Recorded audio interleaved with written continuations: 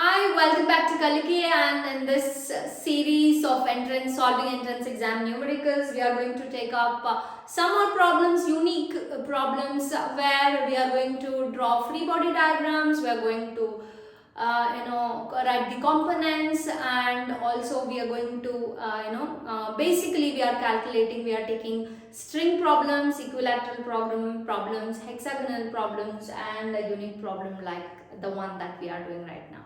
Stay tuned, enjoy, see how we solve these problems, and also note down what are the common mistakes that you generally do when it comes to entrance exam numericals, and what are the approximations we can make so that we calculate the answers within a minute.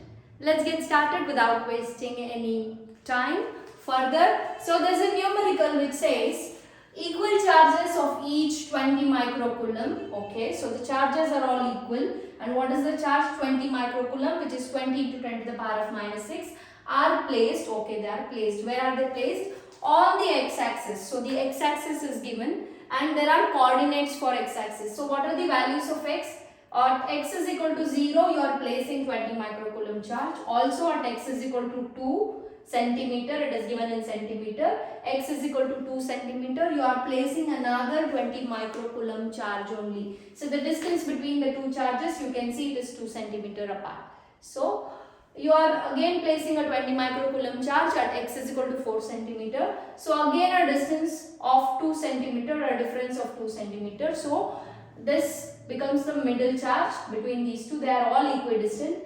But suddenly you increase the distance, you don't keep anything at 6 centimeter. The 6 centimeter plot is empty. So at a 4 centimeter distance from this, you keep another 20 microcoulomb charge. Again you leave 10 and 12, you do not place anything for another 4 centimeter. Suddenly at 16 centimeter, you place another 20 microcoulomb charge. So what is that? You are supposed to figure things out here. Okay. Now I forgotten to written the options. I'll write the options and then we will continue. Well, yes, I have written the options. There are some options. So let's figure out what are we calculating here. Find the force experienced by the charge at x is equal to 2 centimeter. So you have charges at every 2 centimeter till 4 centimeter, and suddenly after 4 you jump 4 centimeters, from here to here you jump another 4, it's not 4 actually, it is 8 centimeters. So you double it, right? You double the distance from after 4 centimeter. So we are supposed to calculate the force on the charge which is placed, at x is equal to 2 centimeter due to all other charges. So it is very simple. There are options given, you have some options, right? It is in powers of 10, so you know the thumb rule. We know how to do the approximations by now, because this is the third video we are doing on entrance exam numericals, and I have taught you all the tricks. So I hope you will be able to solve it with me and you will enjoy doing it, because we always enjoy solving problems. I hope you are doing the same. I enjoy personally. Let's get started. So let's draw this coordinate axis. Okay, let this is your x-axis, right? You can just write it as x. Now this is 0. Let's say this is 2 centimeter.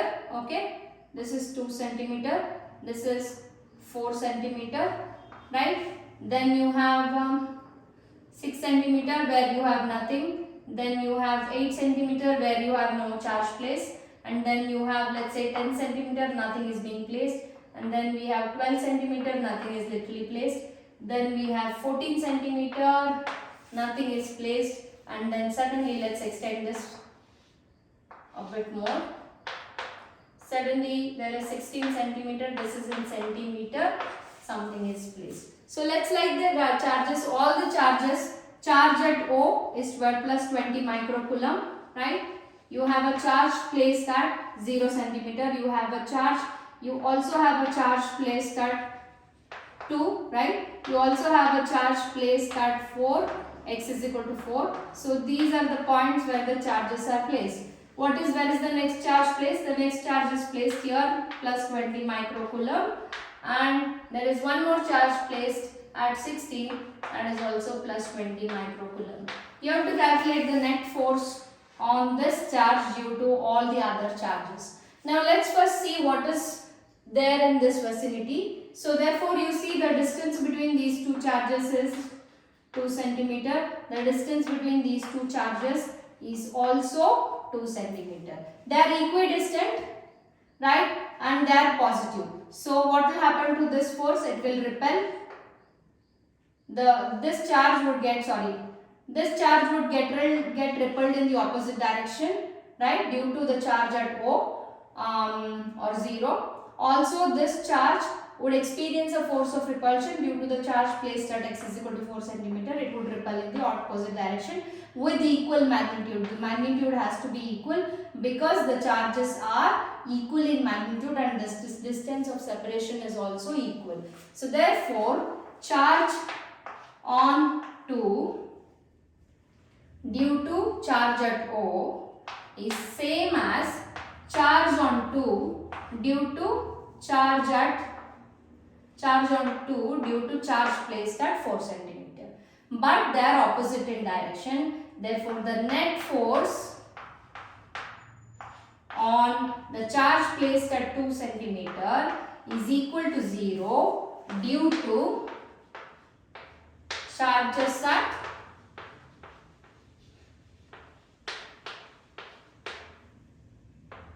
placed at x is equal to 0 centimeter and x is equal to 4 centimeter, right? So the net force due to these charges is 0. So we do not have to bother, not this charge. This is placed at 8. So due to this and this, it is experiencing 0 force because it stays in equilibrium. It's like yours. There are two people with equal strength pulling you in the opposite direction and you don't really move anywhere. You don't really experience any force. So the net force on this is 0. But what about this? Okay. Now since we do not have this, let's remove these things. So thus we have no confusion.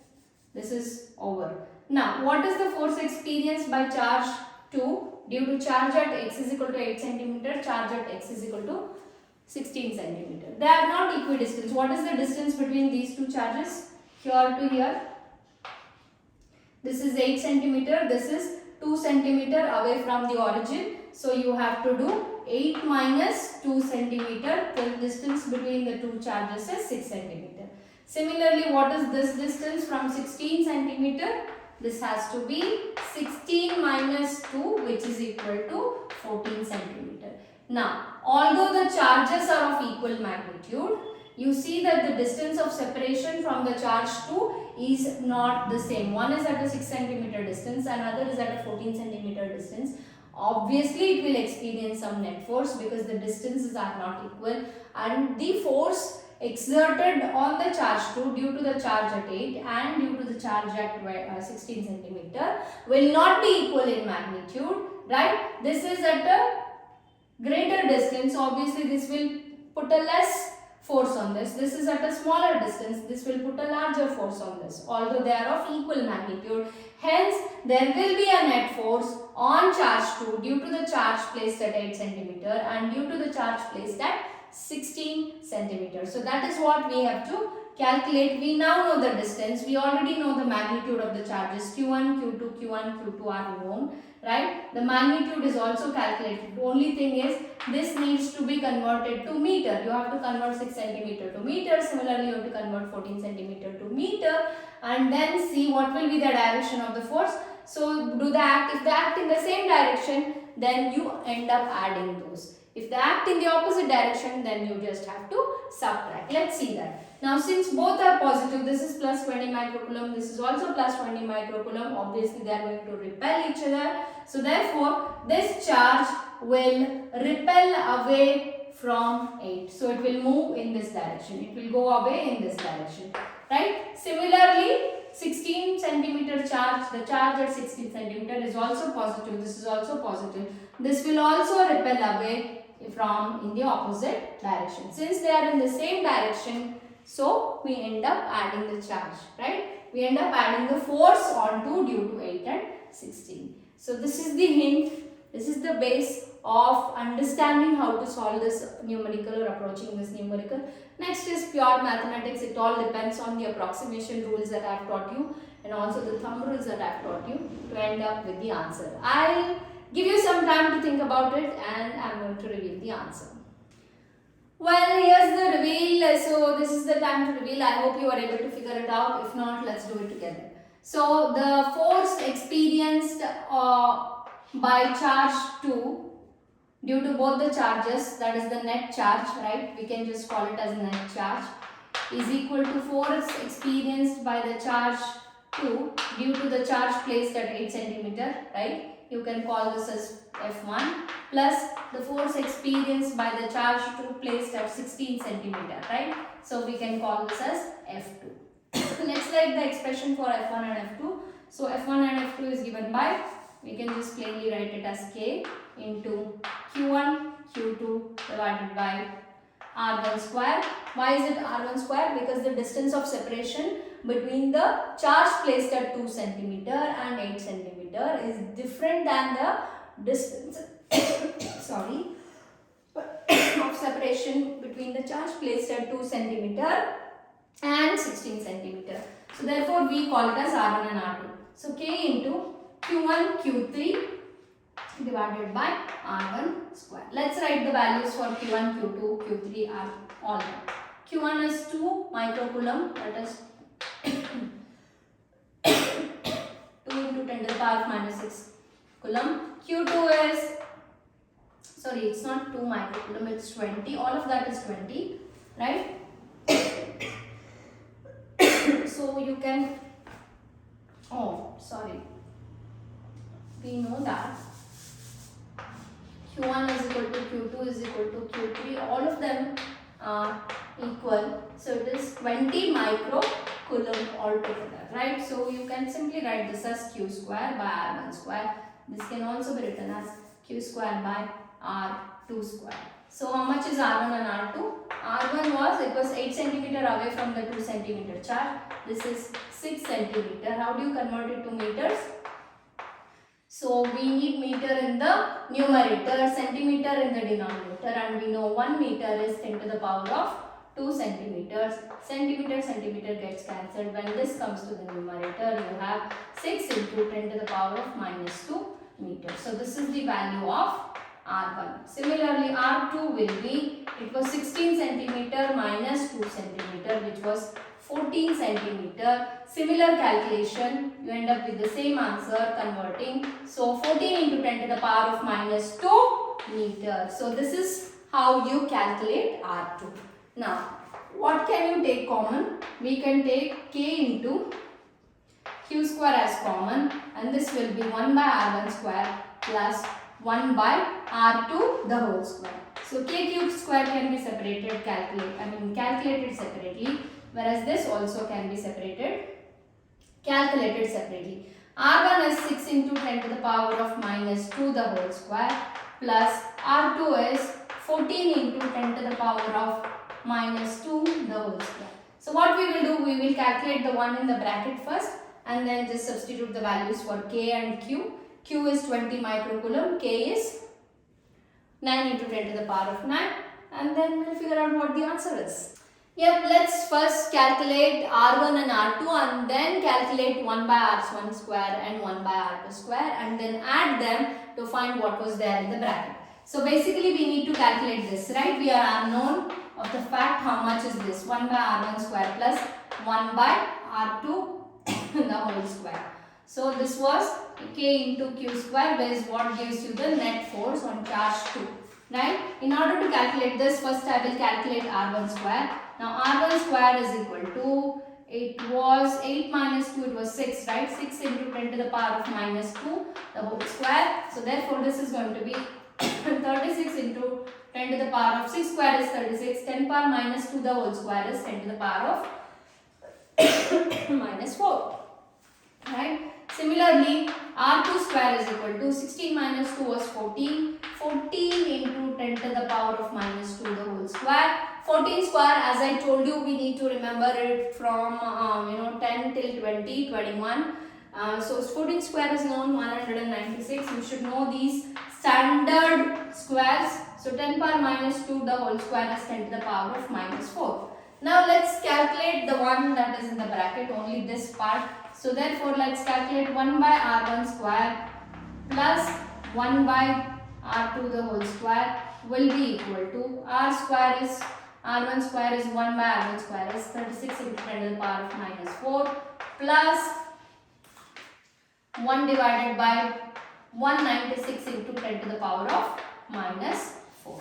Now what will I do? I will send 10 power minus 4 to the numerator. So you have 10 power 4 divided by 36. I will approximate it as 40, right? 36 I am going to approximate it as 40 for easy calculation, because I know how much is 1 by 4. 1 by 4 is 0.25. You have another 0, it will be 0.025. Right? Similarly, I will send 10 to the power of minus 4 to the numerator. It becomes 10 to the power of plus 4 all divided by 196. I will approximate it as 200, because 1 by 2 is 0.5. But you have 2 more zeros, so 2 more zeros get added, so it becomes 0.005. So let's do this. Let's take 10 to the power of 4 out as common. So what you have inside, 1 divided by 40 plus 1 divided by 200. Now this is very simple to do, right? So therefore, if you do not know how much is 1 by 40, 1 by 4 is known. You can send this up. It becomes 10 to the power of minus 1. If not, let's do it. 1 by 40 is 0.025. Similarly, 1 by 200 is 0.005. But then, yeah, I think it is 0.0005. Okay. Now, into 10 to the power of 4. Now, you have to add them. So, when you add them, what do you get? I think let's let's do this. 1 by 200, I have a confusion with this. 1 by 200 can be written as 1 by 2 into 10 to the power of minus 2. 1 by 2 is 0.5. 0.5 into 10 power minus 2. I want to shift the decimal to shift the decimal. So 1 by 0.5, or you can also write it as 0.5 divided by 100. So this will be 0. You have 2 more decimals. So 005. It is not 000. So you have 005. Simple. So therefore, if you add them, so to this, if we add 0.025, then it will be 10. This becomes 3. So 0.03. So you have 0.03 into 10 to the power of 4. Now if you want to shift the decimal to the right, so this becomes 2 digits you are shifting to the right. So the power of 10 decreases when you are shifting to the right. By how many places? We are shifting 2 decimal places. So it will decrease by 2 decimal places. So this becomes 3 into 10 to the power of minus 2 into 10 to the power of plus 4, which is nothing but 3 into 10 power 2, because 4 minus 2 is 2. So this is the answer for the one in the bracket. Now we can substitute that answer, right? Let's substitute. How much is k? K is 9 into 10 to the power of 9. How much is q? Q is 20 into 10 to the power of minus 6 the whole square multiplied by 3 into 10 power plus 2. So what you could do is write 9, 20 square is 400 multiplied by 3 into 10 to the power of, you have 9, 10 power minus 6 the whole square is minus 12, and then you have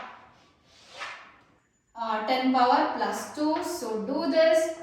Again, this can be written as 9 into 4 into 3, and this can be written as 10 power plus 2. So you have one more 2 here, because I have taken 4 into 10 power plus 2. So this 10 power 2 into, what do you have? 9 plus 2 is 11. So you have 11 minus 12 is minus 1. So this will be 9 4s are 36. 36 multiplied by 3 into 10 power plus 2 and 10 power minus 1. You have 10 power 1. Right? So 3 times 6 is 18. 1 gets carried. 3 times 3 is 9. 9 plus 1 is 10. So 10 into 10 to the power of 1. Did we go wrong somewhere? We need to figure out if we went wrong somewhere, because okay, this can be, we might not be wrong. So it is 1080 Newton, but you have to keep the decimal after 1 digit in all the numericals. So which means we have to shift the decimal to 3 places. So that will be 1.08 into, if you shift the decimal to 3 places to the left, the power of 3, the power of 10 increases. When it increases, it becomes plus. So therefore we are shifting 3 decimal places, it is 10 power 3 Newton. In other words, 1.08 can be written as approximately 1.1 into 10 to the power of 3 Newton. But do we have such answer? We do not have 1.1, but we have 1.2. 10 power 3, this is the right answer. Why did we end up with 1.1 and not 1.2? Because we did the approximation here. Instead of 36, we took as 40 approximately. 196 was approximately taken as 200 in order to simplify the calculations, because we would know we can easily end up with the right answer. So this is how you make your approximations and use your thumb rule. I might have been a little fast when explaining the thumb rule, because we have been consistently doing it since I started teaching you the numericals, the textbook numericals, the extra numericals, the exam paper numericals and the entrance exam numericals. But yes, I'll try to slow down so that somebody who is watching you will be able to still follow it. Let's take another numerical now. Well, here is a very interesting hexagon numerical. You have been given 5-point charges, each of value plus q. So all are positive charges. There are 5-point charges. They are placed on the 5 vertices of a regular hexagon. So what is a hexagon? A hexagon has 6 sides, but there are only 5 charges on 5 vertices. One of the vertex is left empty. There is no charge on one of the vertex of a hexagon. Of side a meter. So hexagon, everywhere it says all the sides are a meter. Okay. Now the magnitude of the force on a point charge. Okay, where is this point charge placed? Of value minus q. It's a negative charge. Placed at the center of the hexagon is. There are few expressions you have to calculate. It is a very simple numerical. When you see, you might feel, what is this? I don't think I can calculate it, and you may want to step back, but relax. It is not as difficult as you think. It is the most easiest problem that you can solve. That is why it is very important that you must know the high school geometry or trigonometry well, because maths and physics go hand in hand. So let's first write the regular hexagon that is mentioned. Okay.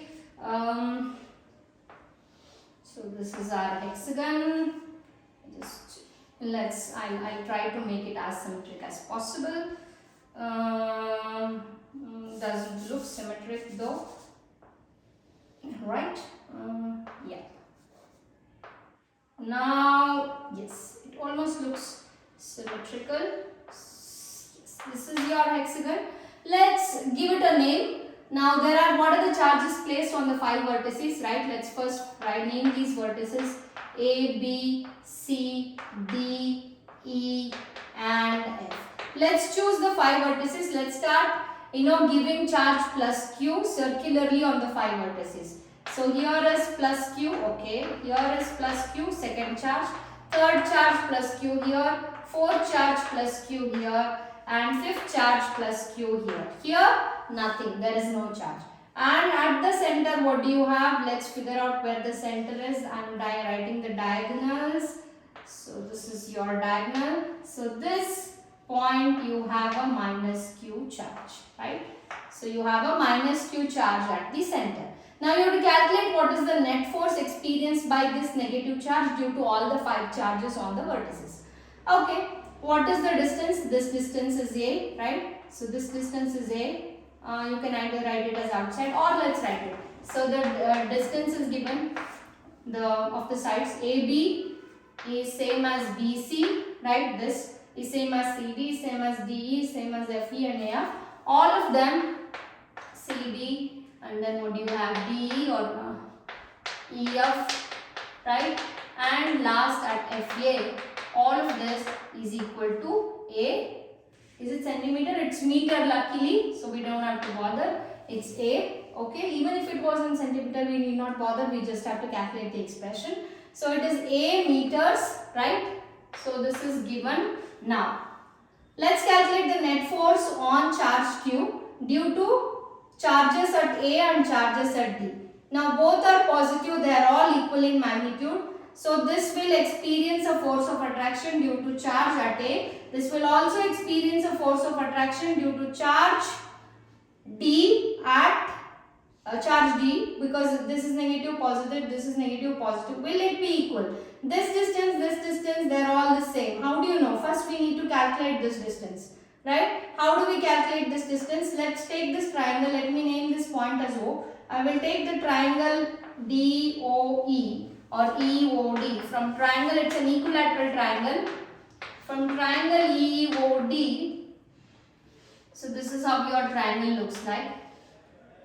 This is O, this is E, and this is D. This is an equilateral triangle. Let me draw a perpendicular bisector. An equilateral triangle has 60 degrees all over. So this is 60, this is 60, even this is 60. Right? I know this whole thing ED is A, right? So what will this be? The bisector A by 2 and A by 2, right? So we need to calculate this DO. I need this distance DO or OE. So let me call this distance as R. I do not know what it is. So I will use cos theta. What is cos theta by definition? Cos theta by definition is adjacent side divided by the hypotenuse side. What is the adjacent side? A by 2. Okay. A by 2 divided by, what is the opposite side of adjacent side divided by hypotenuse. Hypotenuse is R. So this will be A divided by 2 into R. How much is cos theta? Cos theta is cos 60, right? So you can write it here itself. Cos 60 degree is half. So 2 and 2 gets cancelled. If you bring R here, R will be equal to A. So this is also equal to A. So all the sides are equal to A. So since this distance from A to O and D to O is same and the magnitude of charges is same, they attract each other in equal distances. So you are sitting right here and there are two people, right? And you are equally attracted towards them, you are being equally pulled by them. So where do you go? You literally feel you are not experiencing any net force at all. So therefore these two forces do get cancelled. Similarly, what about these two? It is the same story. Because this is positive, negative, positive, negative. Here it experiences a force of attraction due to B. Here also it experiences a force of attraction due to E. And they are equal and opposite. They are separated at the same distance. So this also gets cancelled because they are equal but in opposite direction.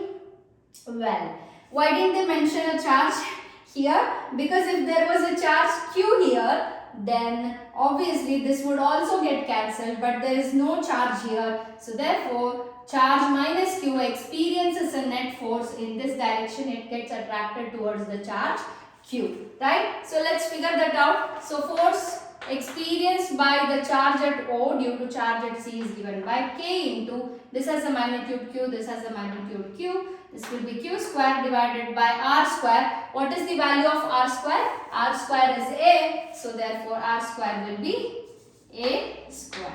So this is your answer. And what is the answer? This is Q square by A cube, Q square by A, no. Q square by A square. That's the right answer. So when you read the problem, it may sound very difficult, but when you think about it, try to solve it, and beforehand if you have solved such numericals, you will have the right approach for every problem. So finally we have one more equilateral problem given in an entrance examinations. Let's try to crack it.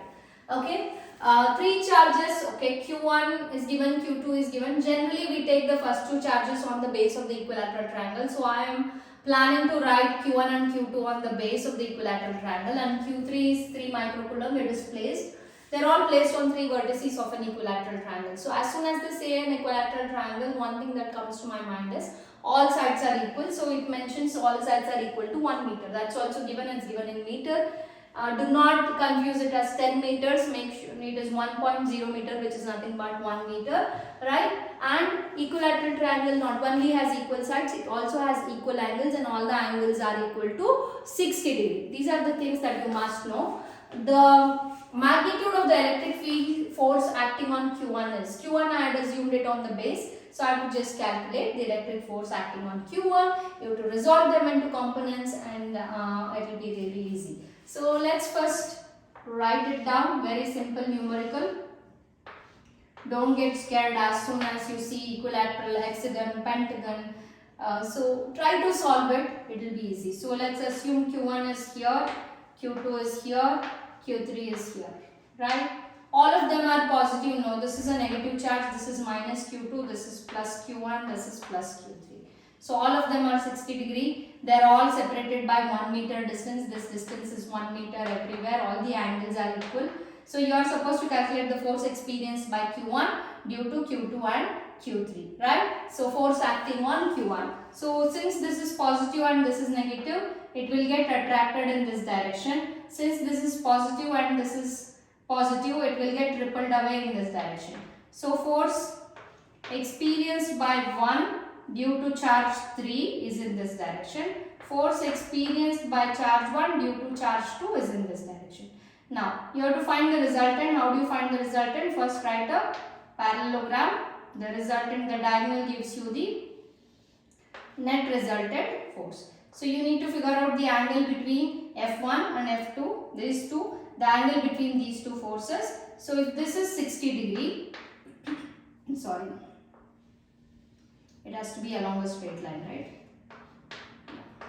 So if this is 60 degree, this angle inside of the equilateral triangle is 60 degree. This is straight line. So this whole angle has to be 180. So if this whole angle is 180 and you have 60 degree inside, so 180 minus 60 degree will be 120 degree. So what is this angle between F1 and F2 or F12 and F13? It is 120 degrees. They both make an angle of 120 degrees. So what is the net resultant force? The net resultant force is given by the formula square root of the force on 1 due to 3 the whole square plus the force on 1 due to 2 the whole square plus 2 force on 1 due to 3 multiplied by force on 1 due to 2 into cos theta. Now how much is cos theta? Let's F13 the whole square plus F12 the whole square plus 2 F12 multiplied by F13 multiplied by cos 120 degree, because the angle between the forces is cos 120. Cos 120 is minus half.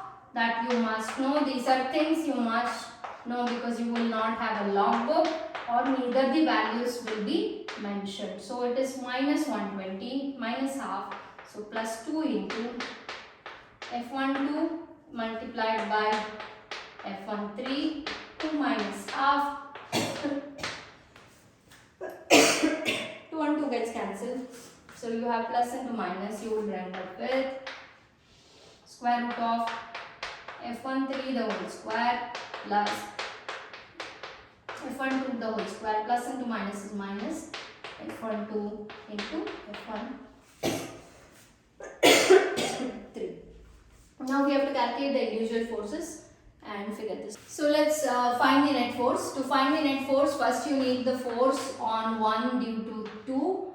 Let's calculate that. What is the force on 1 due to 2? So it is given by K into Q1 Q2 divided by R square. R square was 1 meter. The distance between the charges. The sides of an equilateral triangle is 1. So K is 9 into 10 to the power of 9. How much is Q1? Q1 is 1 microcoulomb. Q2 is 2 microcoulomb. 1 microcoulomb can be written as 1 into 10 to the power of minus 6. 2 microcoulomb can be written as 2 into 10 to the power minus 6. Why are we ignoring the negative sign? It only tells us it's an attractive force. So it gives you the direction of the force. We don't need it while calculating the magnitude. R square is 1. Now calculate this. 9 times 1 is 1. 9 times 2 is 18. Right? 18 into, what do you have? 9, 10 to the power of 9. Minus 6 will be minus 12. So altogether it is 18 into 10 to the power of minus 3 Newton. Keep it as such. We need to square this one up because what we ultimately need is F12 the whole square. So if you know 18 square, you can directly do it. But if you do not know, we could do an approximation. We will not end up with a close answer, but at least since all the answers are the same, we don't have to bother. We only have to bother about the power. So I am doing approximation because all the answers are in 2.3. So even if I end up with the final answer like 2.5 or 2.4 or even 2.1, it is the closest answer, but the powers of 10 are different. So best thing is to approximate and save most of your time. Let's approximate this as 20, okay? Approximately 20 into 10 to the power of minus 3 the whole square. Why did I do 18, not 18 and 20? Because I am doing approximation. 18 is very much closer to 20, so I approximated to 20. Because if I do not know 18 square directly, I will have to sit and multiply and waste some time. I do not want to do that. Will I still end up with the right answer? Yes, you will, because all the answers are in 2.3. Only the powers of 10 is different. So you only have to figure out the powers of 10. So I am simplifying the calculation. So it is 400, right? This will be approximately 400 into 10 to the power. 20 square is 400 into 10 to the power of minus 6. Right? Similarly, let's calculate force on 1 due to 3. So that is K into Q1, Q3 divided by R square. K is 9 into 10 to the power of 9 as usual. Q1 was 1 microcoulomb, 1 into 10 to the power of minus 6. Q3 is 3 microcoulomb, so 3 into 10 power minus 6 whole divided by 1. So it is 9 times 3 into 1 is 27, 9 times 3 is 27. You have 10 to the power of 9, minus 6 is minus 12, minus 12 plus 9 is 10 to the power of minus 3, just like the above. Here also I will approximate this to be 30 and find out the square because it is easy. I do not approximately I will write it as 30 into 10 to the power of minus 3 the whole square. 27 is closer to 30. I am approximating it as 30. So therefore this will be 30 square is 900 into 10 to the power of minus 3 into 2 is minus 6 Newton. Right?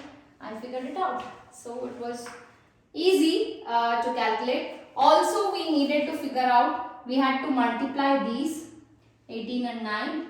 We wanted to calculate that as well. Right? So, sorry, 20. We also wanted this answer. F12 multiplied by F13. How much did we approximate this as? We approximated F12 as 20 instead of 18. So I would take it as 20. F13 approximated instead of 27 was approximated as 30. See, I am simplifying all my answers. So 2 times 3 is 6. So this is 6. All your answers are here. 400, 900 and 600. It is very easy to calculate. I hope you will be able to do the final calculation. I'll pause for a while and then reveal the answer. I hope you are able to figure the right answer out. If not, here's the reveal. So F net, the net charge on charge 3 due to the other two was given by square root of F12 the whole square plus F13 the whole square minus, it was 2 was cancelled, so it was simply F12 multiplied by F13. We have already done the simplification. So now it's only time for substitution. How much was F12? We approximated it to be 20 instead of 18. So 400 into 10 to the power of minus 6. Similarly, F13 was approximated to be 30. So it was 900 into 10 power minus 6. And this turned out to be minus 600 into 10 to the power of minus 6. Let's take 10 power minus 6 common. Right? Into, you get 400 plus 900 minus 600. Right? So 10 power minus 6 can be written as 10 power minus 3 the whole square multiplied by 400 plus 900 is 1300. 1300 minus 600 is 700. So your final answer is square root of 700 multiplied by square and root gets cancelled. You are left with 10 to the power of minus 3. Now, how do we find the root of it? We do not have a calculator. We do not want to do the traditional method and waste time. We'll do the approximation. I know 25 square is equal to 625. So somewhere 700 is very much closer to that. So I assume it could be 25 point something. So I will approximately write this as 25 into 10 to the power of minus 3. Okay. 25 into 10 to the power of minus 3. But you have to keep the answer in single digit place. So what you have to do, you have to shift the decimal to the left. When you shift the decimal to the left, the power of 10 increases. Since we are shifting only one decimal place, it increases by 1 into 10 to the power of minus 3. So therefore, you have minus 3 plus 1. What will be your final answer? The final answer is going to be 2.5 into 10 to the power of minus 3 plus 1 is minus 2 Newton. So which is nothing but this. This is the only one which has 10 power minus 2. All others have different. 2.3 is still close to 2.5. See our approximation work. We will still be able, almost close to the answer given. So this is the right answer, and these are the tips and tricks and approximation methods that you are going to tactfully follow and crack your entrance examination and solve the time that you have in hand. Save the time that you have in hand. This is a very interesting numerical where you have 4 charges Q, capital Q, small q, capital Q and small q. They are kept at the 4 corners of a square. This is a square problem. Again, you have to find some relation here. You can see the options. So you are placed, these charges are placed in cyclic order. So at A you have this, at B you have this, at corner C and corner D you have these. Okay, they are placed at 4 corners of a square. Square, the angle between any 2 sides is 90 degrees. This is another thing that you must know, along with the sides all being equal to each other. Okay, the relation between Q and Q. You have to figure out the relation between capital charge Q and small charge Q, but there is a condition to figure that out. You have to assume that the net force on a particular charge is 0. So out of the charges, one of the charges, the net charge on that force due to all the other 3 charges on the square should be assumed to be 0, and then only you have to figure out the relation between these two. This is a very important statement. The entire numerical depends on how you assume this thing, right? So let's do it without wasting any time. So let's first write the square. Okay, I hope it is straight. Okay, let's go in the cyclic order first. Let's call this as A, B, and as usual, this can be called C and this is called D. So I'll go in the cyclic orders. I'll place Q here. I'll place small q here. Let's place Q here. Let's place another Q here. Okay. Now these are the corners, right? Now I will assume the net force on this charge, net force on the charge at the point B is 0. Okay. Now, how can that be 0? If all of them are positive, this will get repelled, it will experience repulsive force in all the other opposite directions, and the net force, it will still experience some force, and the net force cannot be 0. So I'll have to make an assumption on the signs of the charge.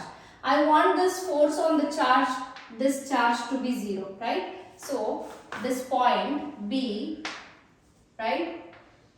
I want this force to be 0, which is at the point B. So there are other charges, alright? This is charge at C and charge at D, right? And you have charge at A, right? So this is Q, this is also plus Q, this is also Q, and this is Q. Now what I will do, for simplicity, let me try. You have to try and guess. So I will assume these 2 charges to be negative. Okay. Now what will happen? This will experience attractive force towards A. This will also experience attractive force towards B. Right? So what will be the resultant of these 2 forces? The resultant of these 2 forces will be in this direction. So basically, it experiences due to these 2 forces, it tends to move in this diagonal direction.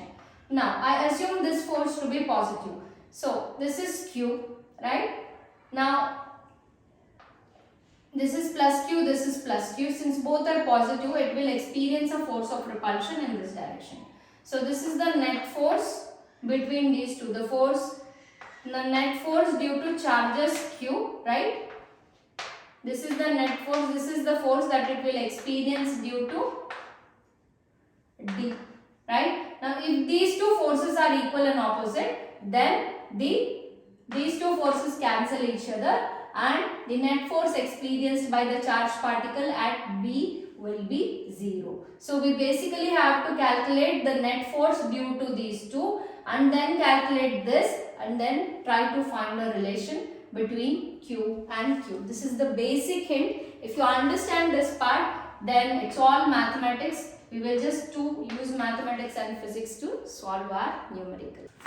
Well, I hope that part was clear. Now, since you have to calculate the net force on the charge B, why are you calculating the net force? I'll explain it here again. So this was the charge Q. This was at you had a negative charge here. You had a negative charge here, right? It experiences a force of attraction. Let me call this force as F1. This experiences a force of attraction. Let me call this as force F2. But the net resultant force is this. So I need this force, net force. So I am trying to calculate this. So net force is square root of F1 square plus F2 square plus 2 F1 F2 cos theta. What is cos theta? Cos theta is the angle between these two forces. What is the angle here? The angle is 90 degree. And how much is cos 90? Cos 90 is 0. Okay, those values you must know. So your final answer will be F1 square plus F2 square, and this part becomes 0 because cos theta is 0. This no more be there. So you only have to calculate F1 and F2. What is F1? F1 is K into this charge Q into this charge, that is capital Q, divided by the distance between them. We can assume the distance between them as r square, right? Similarly, F2 will also be equal to Q into Q divided by r square, right? So you have a K here. So these are the values. Substitute it here, square them and find the square root. You will know what is the net force. That is the first part. Let's figure that part out and we will do the rest. Yes, let's substitute it now. So F net will be equal to square root of F1, let me start from here. F net is equal to square root of F1 square plus F2 square. So F1 square was K into Q divided by R square, the whole square, right? Plus K into Q divided by R square, the whole square. So what will happen? This becomes, both are same, they get added. So you basically have 2K Q square whole divided by R square whole to the power square. So 2 times 2 is R to the power 4.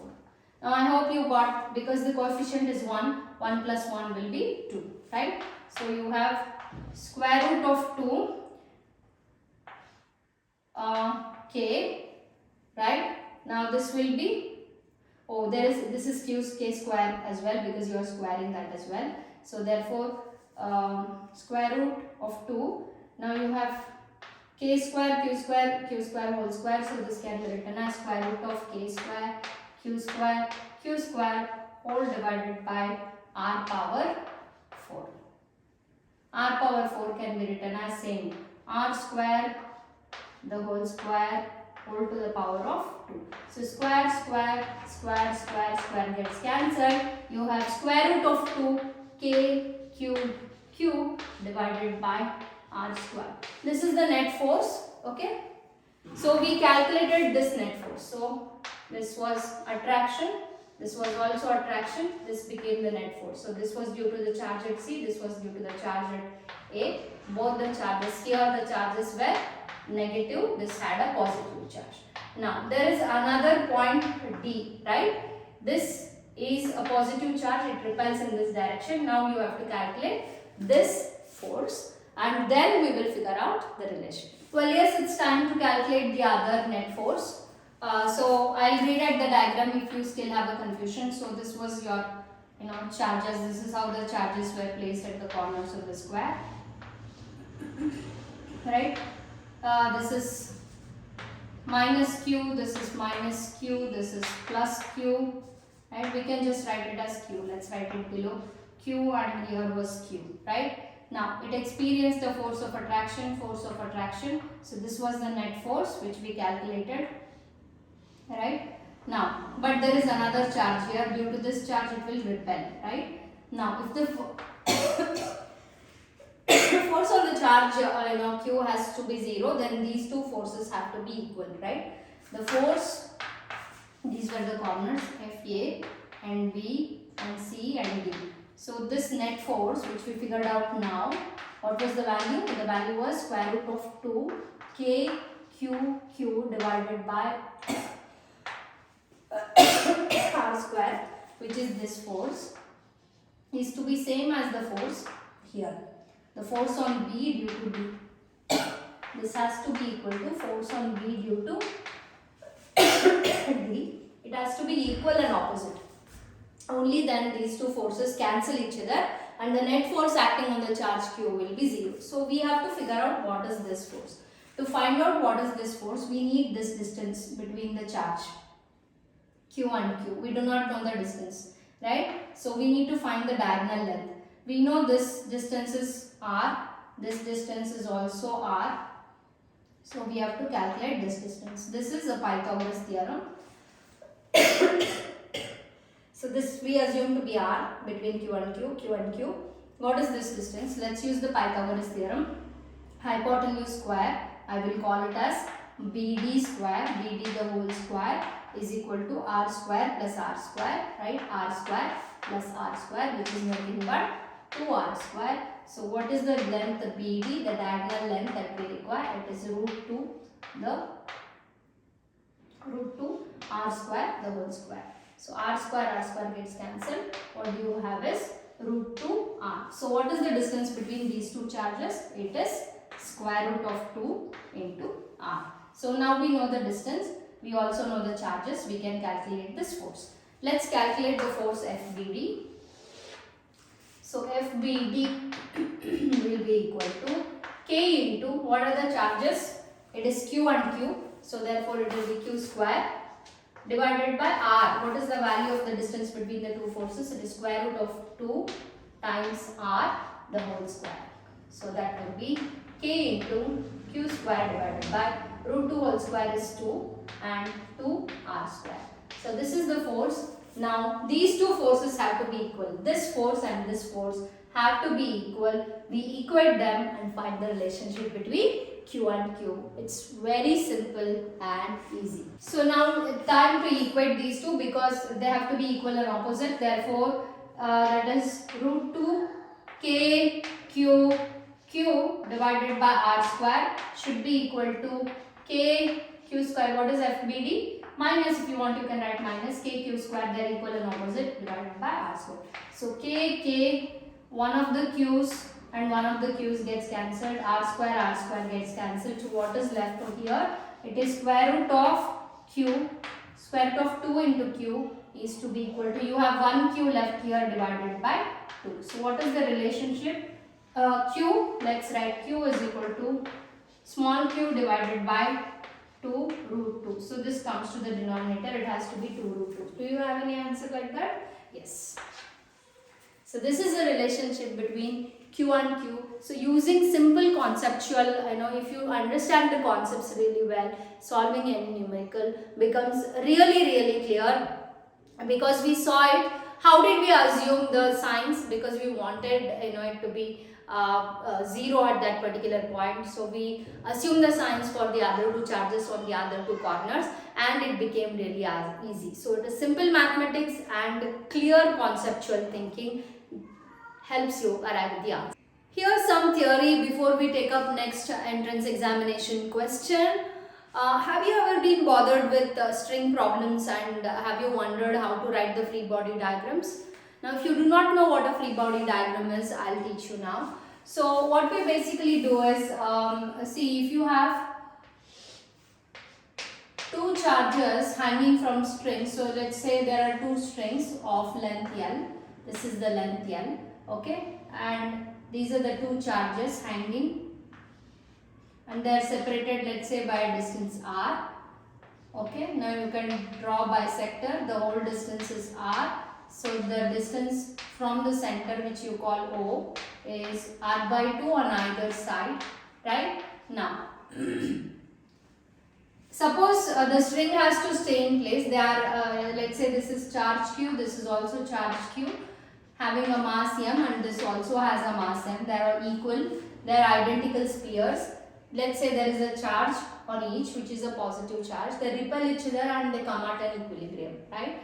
If that has to stay in place and this doesn't have to oscillate because it is being suspended from a string, the string will have some tension, right? It will have some tension T, right?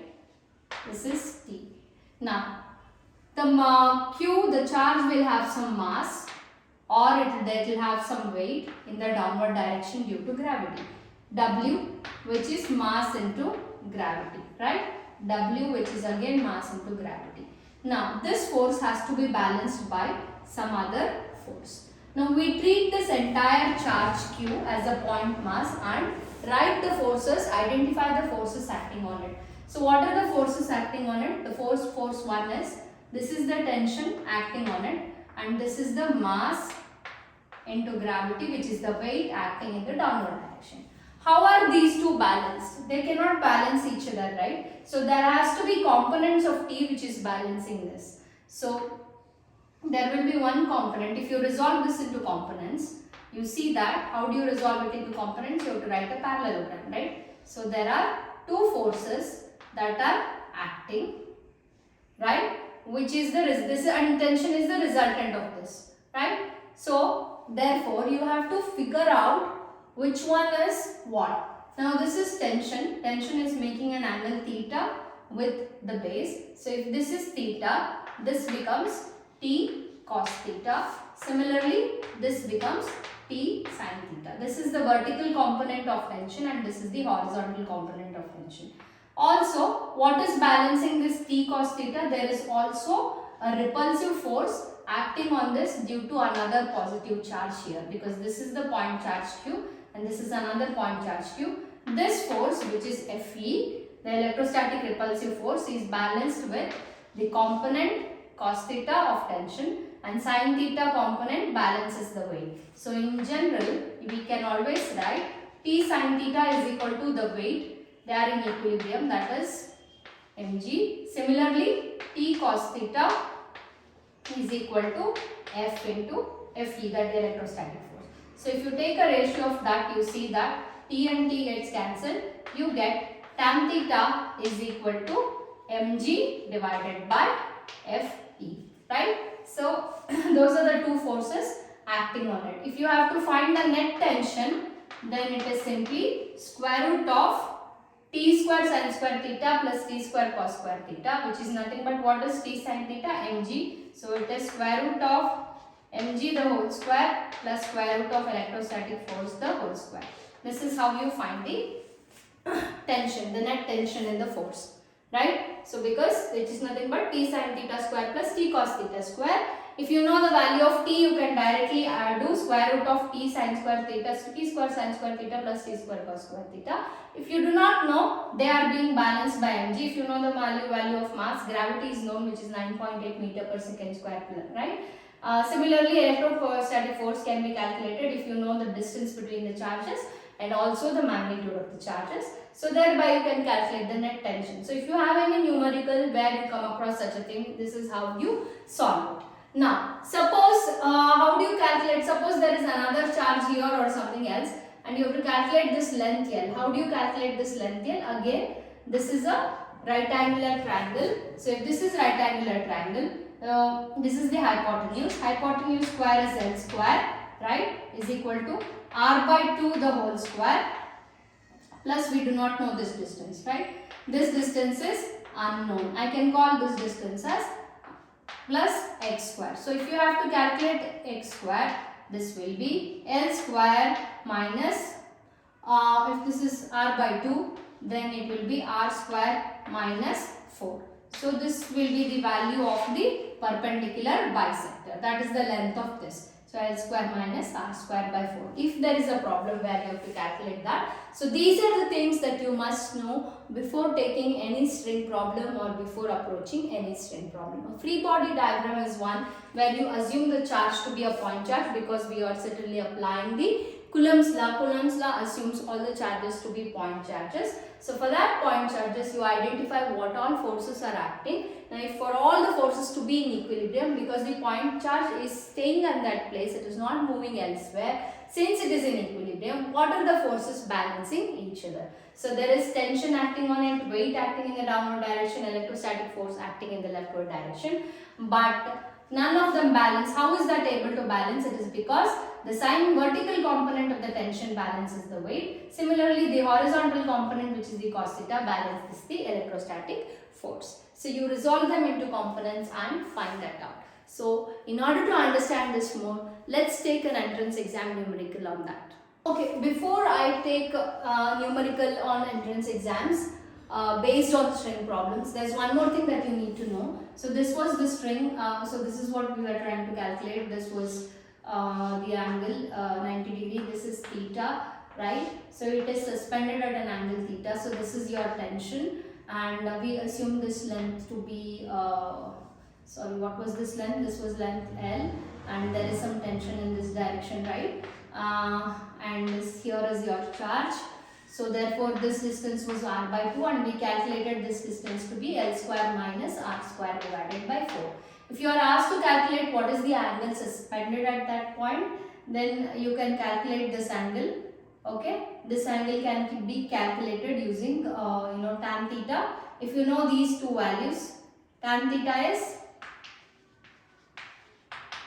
sin theta by cos theta, right? What is sin theta? Sin theta is opposite side divided by the hypotenuse, and cos theta is adjacent side divided by the hypotenuse. So hypotenuse gets cancelled. So it is opposite side divided by adjacent side is nothing but tan theta. So what is the opposite side to it? Opposite side is 2 theta is r by 2. It is right opposite to that. So r by 2 whole divided by, what is this? Adjacent side is L square minus r square by 4. So that will be your theta. If you have to calculate theta, you have to first figure this value out, and tan theta will be tan inverse of r by 2 whole divided by L square minus r square divided by 4. You can take the LCM, figure it out if there are values. If not, you should know the expression. In case you come across such a problem, it can be asked in exams like IIT JEE. Generally, they are not asked in KCET and NEET, but IIT JEE, yes, you need to know a bit advanced. You should know how to think, how to do advanced mathematics. So this is how you do it. Well, this is a very interesting numerical on a string problem. You see the expressions, we have not been given values, so they are trying to test your conceptual knowledge again here. So these kind of numericals generally come in IIT JEE. Sometimes they might even come in KCET and NEET as well. So let's try this. Two identical pith balls. So there are two pith balls. Assume they are charges. Okay, there are tiny spheres. Each of mass m, the mass is m, they have a charge q, so they are charged potentially, are suspended from a common point. Okay, they are suspended from a common point. How? Using two strings. When there are two strings, obviously there is going to be tension acting in that direction of equal length L. So the length of the string is also mentioned. The charge q in terms of the quantities, okay, you have to express charge q, that is what they have done, in terms of all the quantities like m, q, and not q, m and l and other quantities you might come across in the equation. If the angle between the strings is 2 theta, so the angle between the strings is 2 theta, so therefore now you have to, if that has to be in equilibrium, what is the relationship? So let's first write the diagram whatever is given. So this is how the pith balls are suspended, the angle 2 theta. Right, this is one pith ball, another pith ball of charge q, mass m, similarly charge q. I will write it below, it's better to write below. Charge q, mass m. Here I will write it as charge q, mass m. They are suspended. This is the distance of separation, not given. I'll assume the distance of separation as x. Okay, this angle of separation between them is 2 theta. The length is L. right? So what are the forces acting on this? One is the weight acting in the downward direction, another is the tension acting in this direction, right? Now we can draw perpendicular bisector. So each angle will be theta and theta. So this angle is also going to be theta and this angle is also going to be theta. So let's name the triangle ABC. I will calculate first, write the free body diagram. So this charge I will represent by a point charge.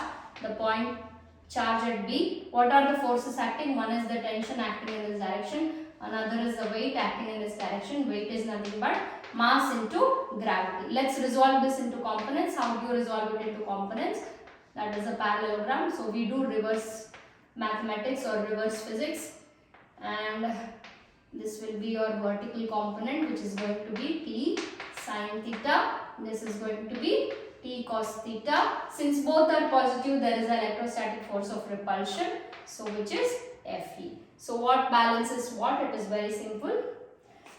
Again we can write this as T sin theta is being balanced by the weight, which is mg. The component, the vertical component of tension balances the weight. The horizontal component of tension balances the electrostatic force of repulsion. So if you do this, sin theta by cos theta, you have T and T getting cancelled. You have tan theta is equal to mg divided by Fe. So this is something you know. Now what do you do? Tan theta is equal to m into g divided by Fe. How do you write Fe? Fe is, did we do the right thing? Yeah, I guess so, it is right. So therefore this has to be K.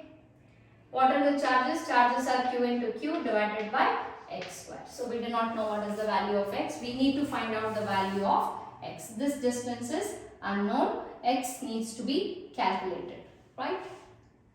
So next is the mathematics. We need to figure out the relationship between Q and the other quantities. So I'll give you some time, give you a pause and then continue. Well, now since we have understood the problem, let's do the write what is given in the numerical. So this is how it is being suspended. There are two pith balls suspended at an angle theta from each other. So this angle, they make an angle 2 theta. So there is a tension in the string. This is the tension acting. What is the length of the string? It is L, right? So these are the two pith balls here, one here and one here. Both have a charge Q and mass M, charge Q and mass M. So what are the forces acting on this? The force acting on this in the downward direction is the weight of the pith ball, which is mg, the tension acting in the string, and also due to the other pith ball of charge Q, it experiences a force of repulsion. But this has to stay in equilibrium because it says it stays in equilibrium.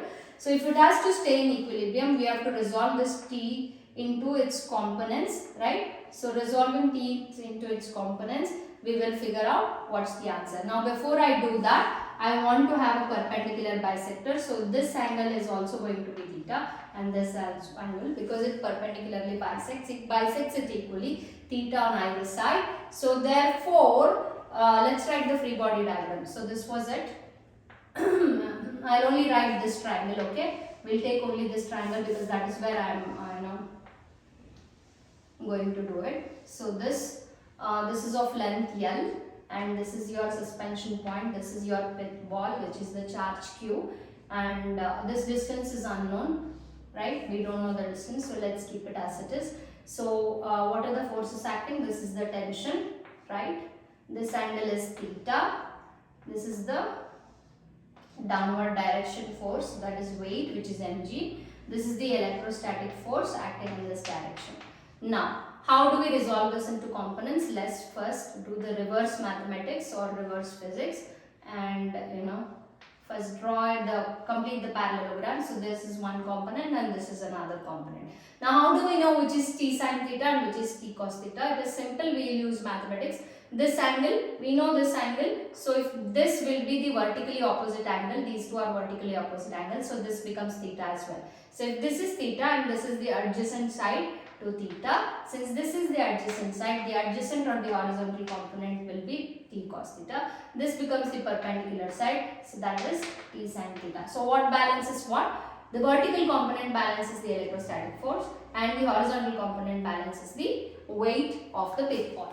So simple. So now we write Fe or we simply write T sin theta is what balances the electrostatic force. Similarly, T cos theta is what balances the weight of the pinpoint. Now if you divide them, what happens? T and T gets cancelled. You have tan theta is equal to what is Fe? Fe is kq square. What is the distance between the two balls? It is unknown. Let me call that unknown as x.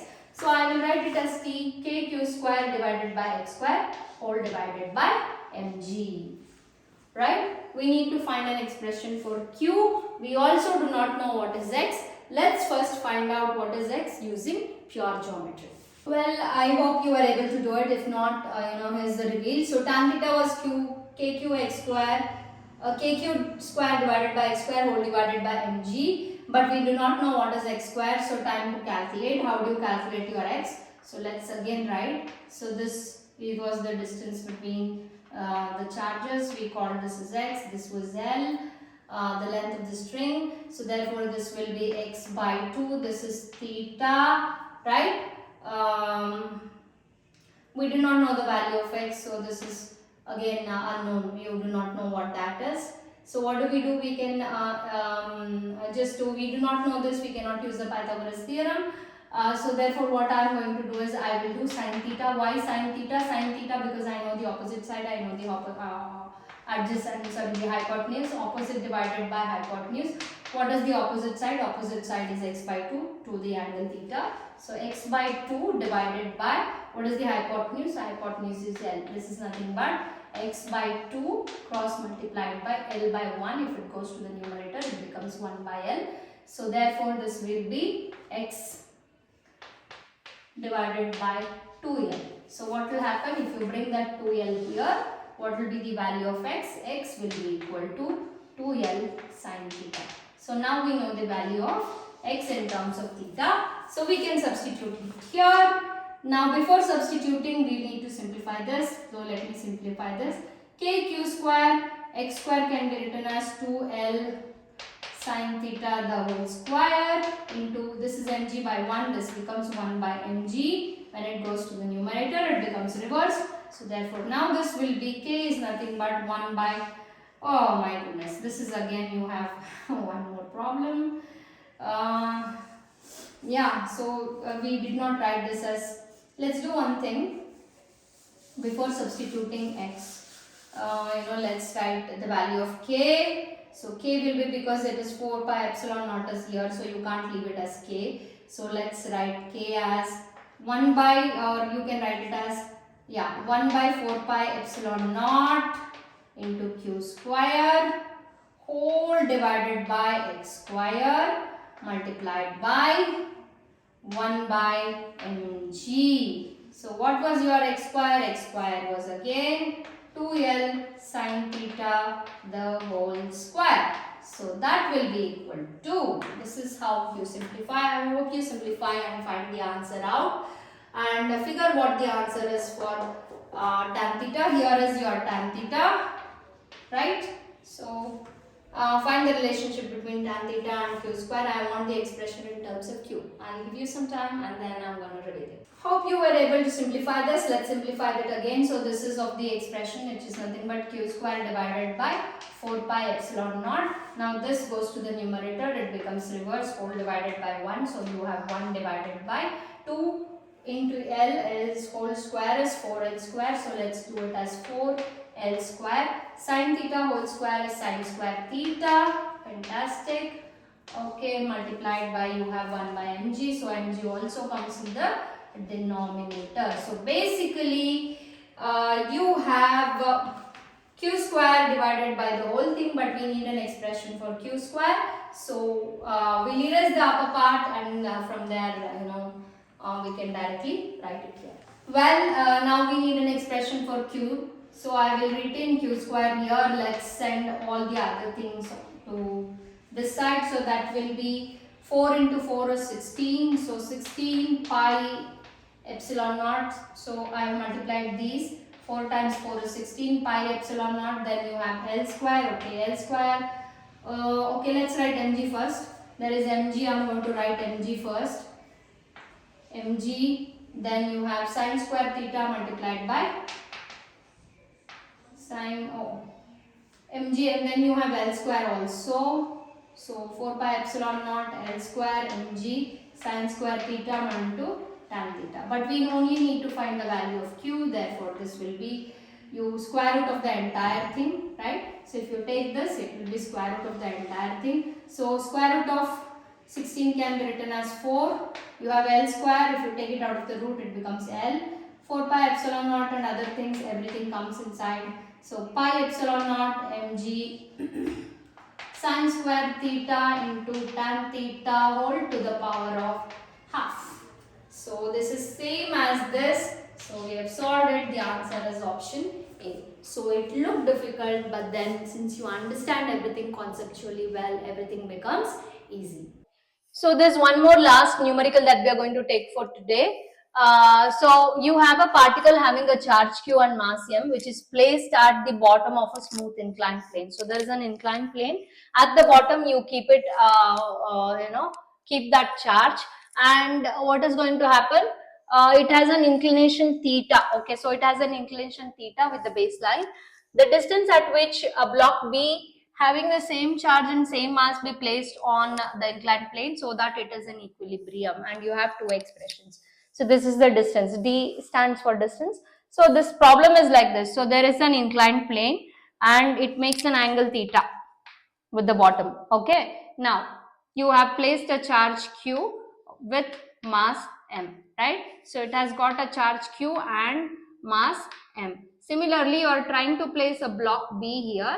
This is block B. This also has a charge q and mass m. So what are the forces acting on this? You have to find the distance between this charge and this charge, this block B, so that B stays in equilibrium and does not roll down the inclined plane. Because it's an inclined plane, it can easily roll down, but there are some forces that are keeping it in intact.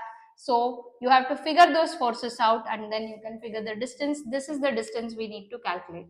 So D is question mark. What is the relationship for D? Okay, that is what we need to figure out. Now let's first find out the forces acting on the block B. So this is the block B. The weight of block B acts in exact downward direction, that is mg, or let's write it as W, which is nothing but mg. Now there is a perpendicular force acting on the block, that is, so the block has a perpendicular force in this direction. So it has, this is the force of the block, right? We call that force as the normal, and the block experiences a repulsive force because both of them have the same charge. So I will write the free body diagram. Let's write the free body diagram for the block B. So this is block B. So therefore there is a net, so the block B is on an inclined plane. So obviously this is the normal. So this is the normal force. This is the electrostatic force of repulsion, and this becomes mg, that is the weight. So this weight has to be resolved into its components, right? So let's resolve weight into its components, right? So this will be the weight components. We have to resolve the weight components. Now if I extend this, you see this is how it is. So this is theta, right? Now how do you find out which is cos theta and which is sin theta? W sin theta and W cos theta. To figure that out, what I need to do is, I'll extend this. This is W. Let me extend this W. So this is W. If this is theta, this is 90 degree, right? This is a right angle triangle. What will this be? This will be 90 minus theta, right? Because this is 90, this is theta, the rest of the angle has to be 90 minus theta. So if this is 90 minus theta, we know this is the horizontal component. Horizontal component is generally cos theta, but we have cos of 90 minus theta, therefore it becomes sin theta. Therefore what is this? This is your sin theta component acting in this direction. W sin theta is balancing Fg. So automatically this becomes W cos theta. W cos theta is balancing the normal force. Simple mathematics, we are able to do it. So what do you have? W cos theta is balancing the normal force, whereas W sin theta is balancing the electrostatic force of repulsion. So this is your first part where W will be replaced by mg in either case. So it is mg cos theta and mg sin theta because W, the weight, is given by mass into gravity. Rest is we have to figure out the distance d. Let's see how we do it. Well, so now we know Fe is equal to mg sin theta. Let's write F as kq square divided by d square. Why q square? It is both the charges have both block B as well as the particle at the bottom both have the charge q. So it has to be kq square. Why am I assuming the distance to be d? It's unknown and I've assumed the distance to be d here in the expression. So therefore that has to be equal to mg sin theta.